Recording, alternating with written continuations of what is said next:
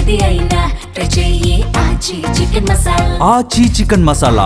America Russia మధ్య వైరం ఇరాన్కు కలిసి వచ్చినట్లు తెలుస్తోంది. ఉక్రెయిన్కు ఆయుధ సాయం చేస్తున్న అగ్రరాజ్యంపై ప్రతీకారం తీర్చుకునేందుకు మాస్కో కూడా ఇరాన్కు అనేక రకాలుగా సహాయ సహకారాలు అందిస్తున్నట్లు సమాచారం. క్రెమ్లిన్ సాయంతో ఇస్లామిక్ రిపబ్లిక్ మిలిటరీ సామర్థ్యాలు పెరగడంతో పాటు అక్కడి ప్రభుత్వం మరింత సుస్థిరమవుతుందని పశ్చిమ దేశాల నిఘా సంస్థలు పేర్కొన్నట్లు మీడియా కథనాలు వెలువడ్డాయి. దాదాపు నెల రోజులుగా అమెరికా ఇజ్రాయెల్ చేస్తున్న దాడులను గట్టిగా ప్రతిఘటిస్తున్న ఇరాన్కు రష్యా నుంచి అనేక రకాలుగా సహాయ సహకారాలు అందిస్తున్నట్లు జోరుగా ప్రచారం జరుగుతోంది. ఈ విషయాన్ని పశ్చిమ దేశాల నిఘా సంస్థలు ధృవీకరించినట్లు మీడియా కథనాలు వెలువడ్డాయి.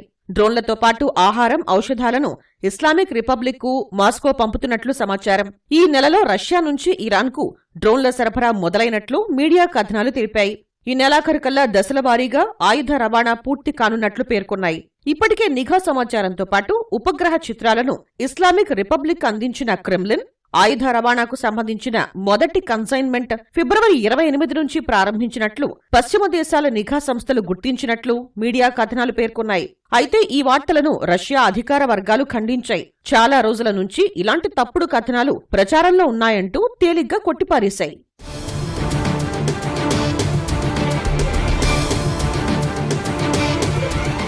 ఉక్రెయిన్పై యుద్ధం చేస్తున్న రష్యా ఇరాన్ డ్రోన్లను 2023 నుంచి తయారు చేస్తున్నట్లు సమాచారం.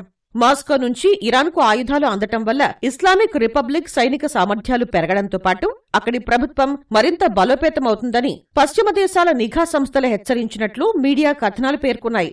రష్యా, ఇరాన్ మధ్య రవాణాను దెబ్బతీయటానికే ఇజ్రాయెల్ ఇటీవల కాస్పియన్ సముద్రంలోని ఇరానియన్ లక్ష్యాలపై దాడులు చేసినట్లు తెలుస్తోంది.